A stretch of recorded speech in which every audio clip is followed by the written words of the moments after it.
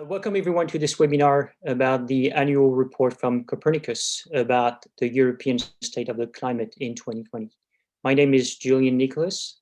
I work at ECMWF for the Copernicus Climate Change Service.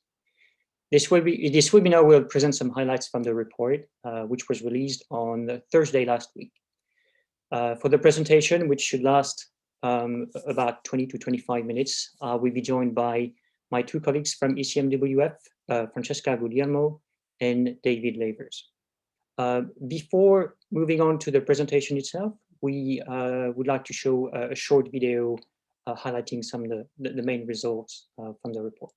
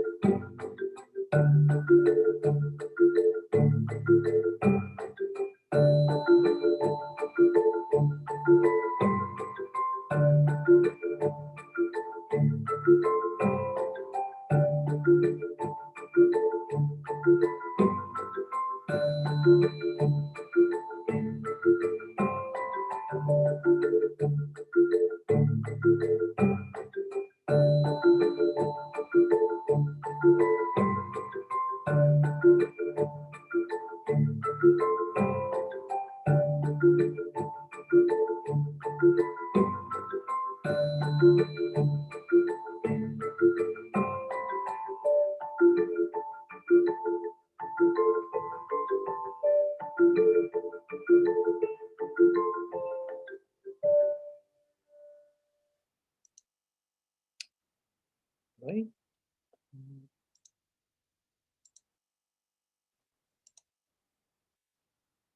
Okay. So, as I said, this webinar is about the highlight from the European State of the Climate in 2020 report. Okay, so this report is the fourth of its kind, produced and released by the Copernicus Climate Change Service. Its content has evolved over time, and it's including a growing number of climate variables, and the section in the report are also evolving. The geographical scope of the report is the globe. Briefly, the main focus is Europe, and this year we've also added a dedicated section about the Arctic, especially Arctic Siberia.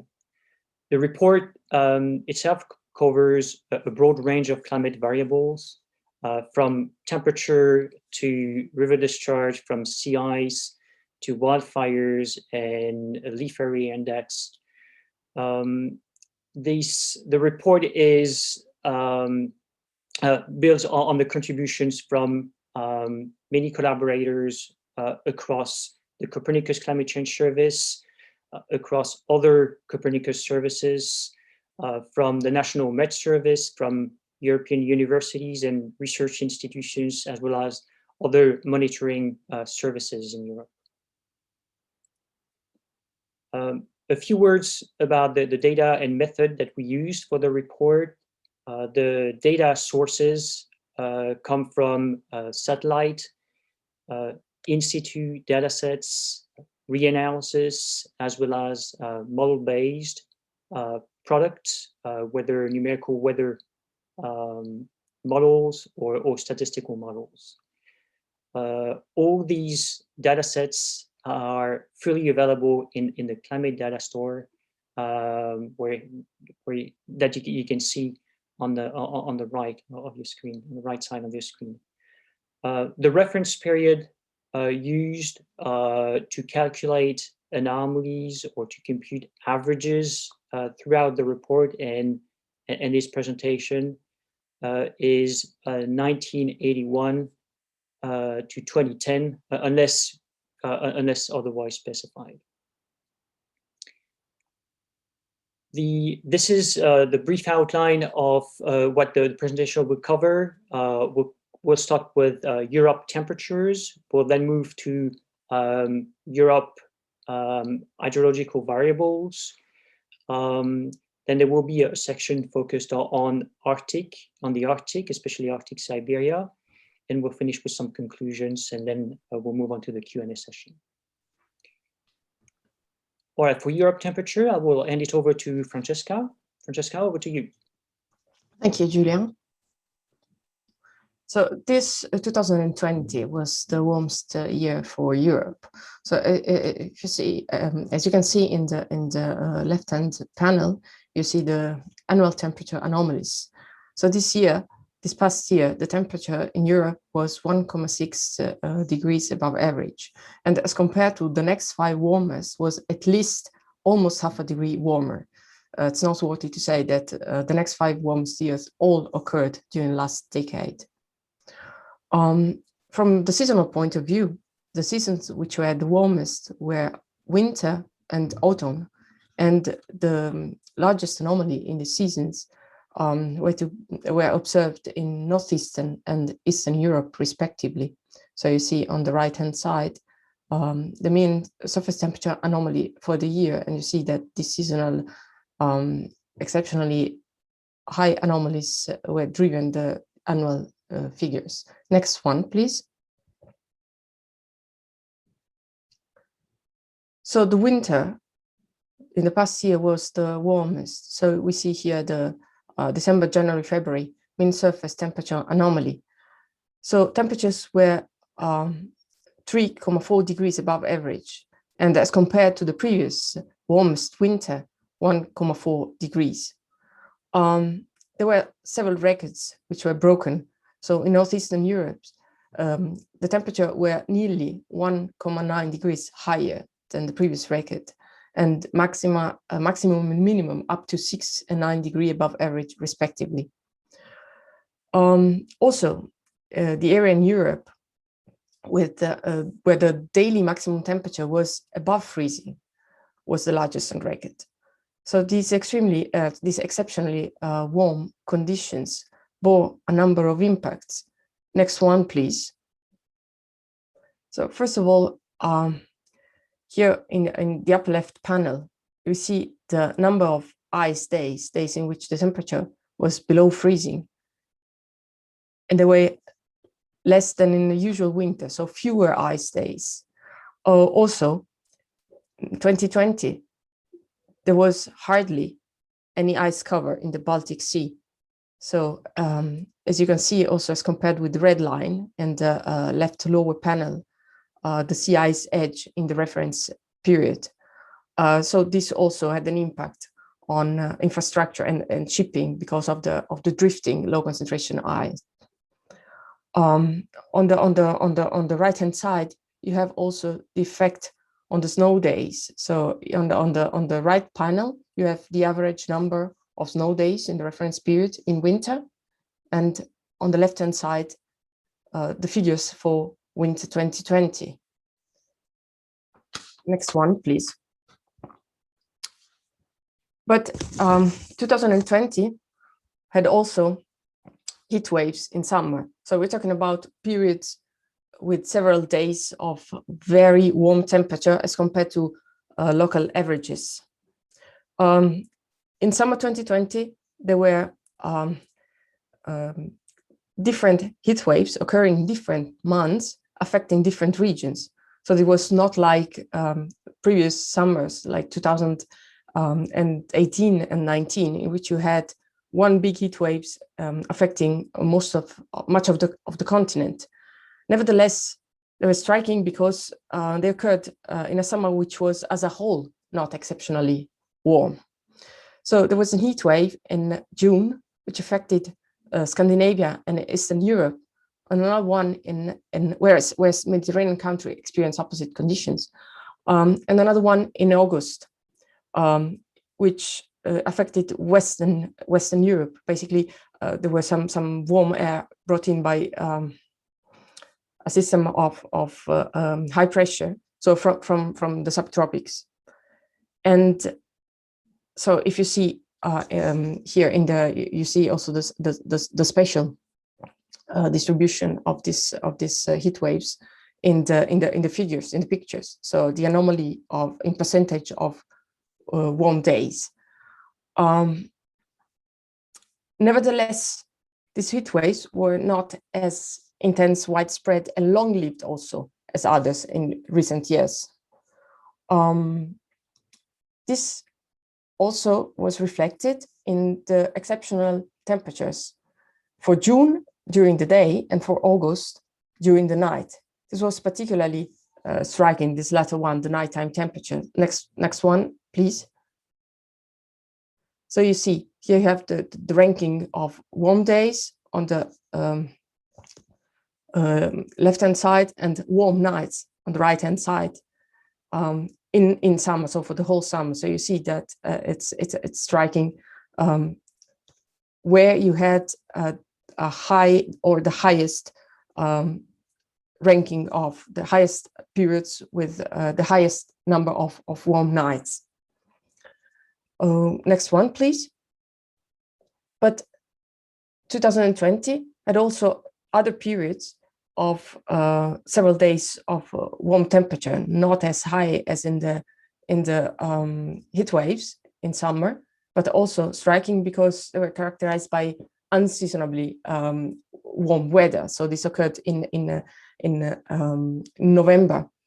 So as you can see here, you have the temperature anomaly, and on the left-hand side, and the percentage of warm days anomaly on the right-hand side in November. So this was the second warmest November in Europe since 1979. And the temperature was particularly high with respect to reference period, the largest deviation in Northern Europe, which led to several maximum daily temperature records which were broken. Thank you.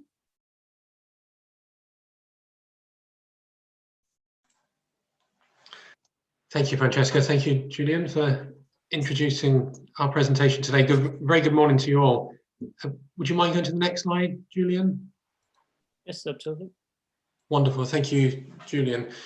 So what I will do for the next few moments is just focus a little on the precipitation sections, or the hydrologically relevant sections of the report for Europe. So if I can firstly ask you to direct your attention to the top panel of these this two-panel plot here, as Julien is kindly pointing out with the cursor. So what you're seeing here, what we have is from 1950 to 2020. These are the annual precipitation anomalies across the whole of Europe. For this particular report this year, we've used 3 different data sets. Firstly, we've used the EOBs from the KNMI, which you can see, these go back to 1950 with the light orange bars and the cyan or light blue bars. Then from 1979, we add 2 extra data sets, one the GPCP, so the global precipitation product that you can see there, but just over Europe. These are in the red and the blue. And then also from 1979, in the dark red and dark blue, we have the ERA 5 from C3S.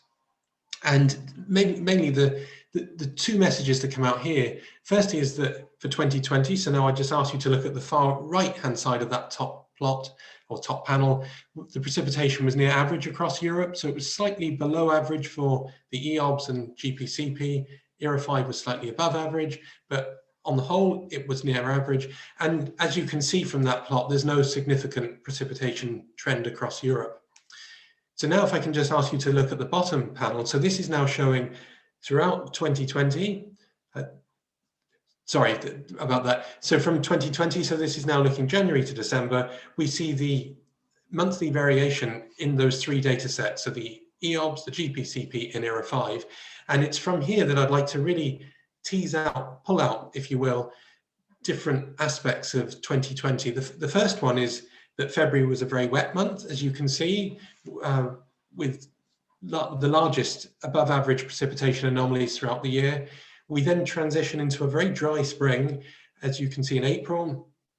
And then towards the end of the year, we have a relatively wet October, which is something I'll look at later on as we go through these slides, and a very dry November, which I won't cover further, but this was to do with warmer temperature anomalies across Europe. So what we'll do now is we'll transition quite literally to the next slides and transition from a wet winter to a dry spring. Thank you very much, Julien, for changing the slides there. So I've just shown you the time series of the monthly anomalies. So now what we'd like to do is just show you the spatial anomalies across Europe. And we have three panels here, three different plots, one for February on the left, March in the middle, and April on the right. And you can see what we do here is we go from a very wet pattern in northwestern Europe, primarily due to storms which were named in the UK and Ireland as Dennis and Ciara in February 2020. And they had quite a punchy water vapor flux coming in with them, heavy rainfall, as you can see in the green patterns on the left-hand plot. As we go to the middle plot, it's roughly an average anomaly, not too much there, it's quite spotted, so it is roughly average. But as we go to April, we have a very dark brown color across most of Western Europe going into Central and Eastern Europe. And this shows you that we were exceptionally below average in terms of rainfall compared to our reference period. And the next slides now will really focus on what impact does that precipitation signal have. And in particular, we'll go through the soil moisture and vegetation, and then the river discharge. So thank you for the new slide. So firstly, just wanted to show you on the left-hand side, we have a 4-panel plot. This is for the soil moisture. So the red anomalies are where it's below average, blue anomalies are above average. And what we've done here is go from January to February to March and April. Firstly, if I can ask you to look at the February panel. So this is again on the left-hand side of the screen that you're viewing. So you can see there are blue anomalies across northwestern Europe, going into northeastern Europe as well. And this tells you that there's a wet anomaly or above average soil moisture in this region. As we then transition to March, and then in particular into April, you can really see a band of very dry soil moisture anomalies or low, below average soil moisture anomalies right the way from the UK and Ireland through Western, Central Europe, and all the way to the Caspian and Black Seas, as you can see there. Now, if I can just ask you to look at the right-hand panel. So now we have the vegetation impact. So this is on the leaf area index. And really what you can see from February into March, there's a bit of a greening up of these plots. So the leaf area index is increasing. But as we then go from March into April, there's a sign from, again, UK and Ireland towards Central Europe that there's a bit of a negative anomaly or a below average anomaly that you can see coming out quite clearly there. Next slide, please, Julien. So what I've done here, what we've done here in the report is to have a look at the next impact downstream with the river discharge. And what we've taken here is the River Rhine at a station in the Netherlands. And obviously river discharge or a river basin integrates over a larger area, but this really does show very nicely how the precipitation signal, the below average anomalies or the above average transitioning into below average are seen in the river discharge. So if I can firstly ask you to look at the center part of the plot, you can see that if you just look at the black line, so this is the river discharge in 2020 compared to the gray envelope in the background, you can see that from roughly the start of February to the middle part of March, so let's just have a look from about the 1st of February to the 15th of March, the black line is very near to the top of the range that we've seen over the last 30 years, so 1991 to 2019. And there are periods in that time where the river discharge is actually outside the range that we've seen before.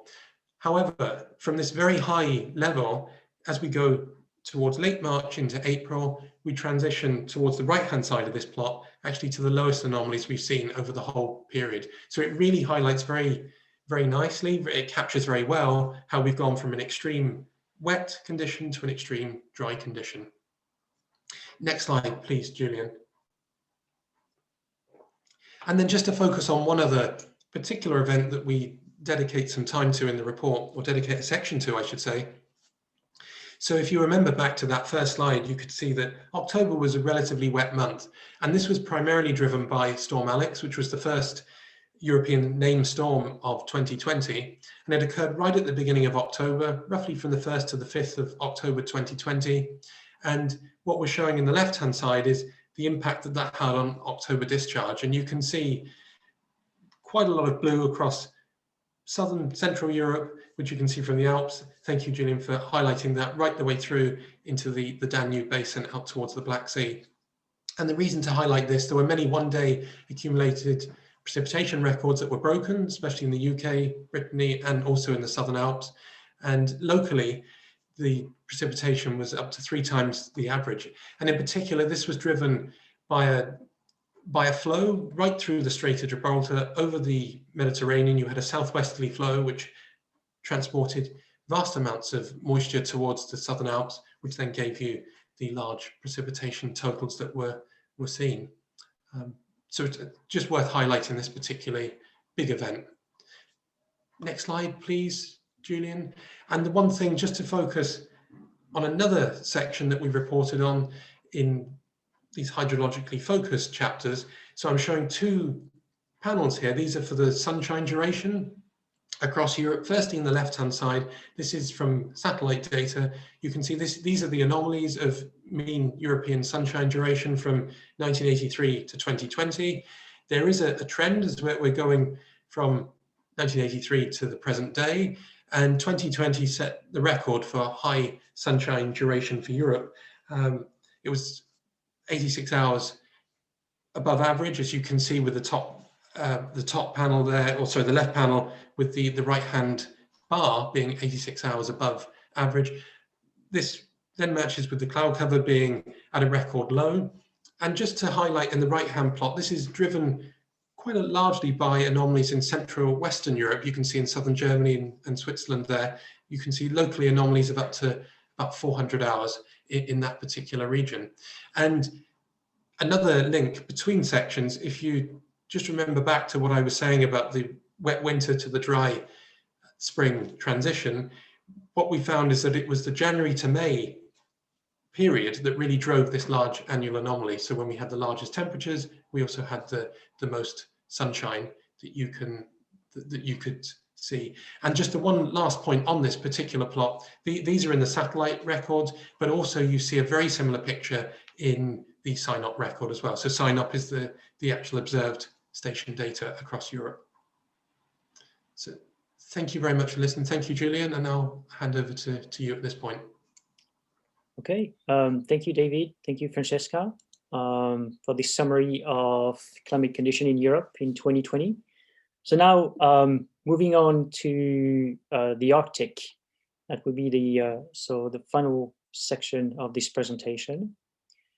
One aspect that I wanted to highlight for Arctic is what happened in Arctic Siberia. It was very much a year of extremes and record in this part of the Arctic, and it's part of the world. It was marked by exceptional heat, and you can clearly see that right away when you looked at the annual average surface temperature anomalies for 2020. The red blob over the northern part of Siberia, especially Arctic Siberia and the nearby Arctic seas, stands out very clearly with annual mean temperatures 6 degrees or more above average in some areas. If you compute the average temperature anomalies over Arctic Siberia only. So that's the land area within the dashed outline on the map.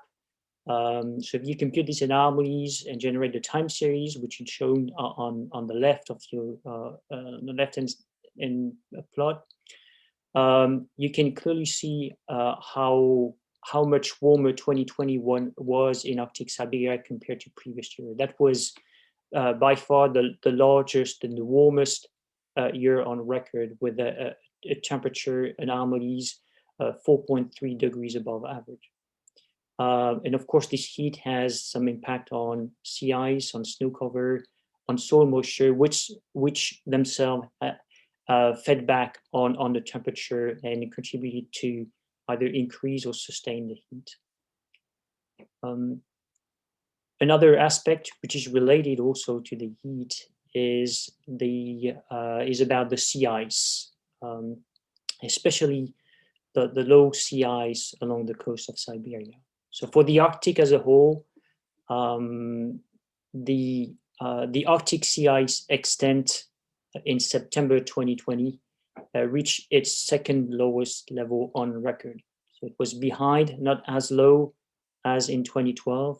It was the second lowest on record, and it was 35% below the 1981-2010 average. The sea ice extent was particularly low, as I said, along the coast of Siberia from July through October. It was the lowest on record for the time of year in July and October. So you can see that in the plot on the right-hand side, on the left-hand side, on the plot of the daily sea ice extent in the Laptev Sea, where the red curve shows the daily sea ice extent for 2020. Just for reference, the blue curves is the sea ice extent in 2012. So we see that in July, throughout from July through October, we are well below the level that we saw in 2012. And what's also striking in this plot is the rapid sea ice retreat in late June, early July, which was related to the heat wave that Arctic Siberia experienced during that time. Especially, we had these 38-degree temperature recorded in the city of Verkhoyansk, which it's still these temperatures still remain to be confirmed by WMO, but it could be the highest temperature on record for areas north of the Arctic Circle.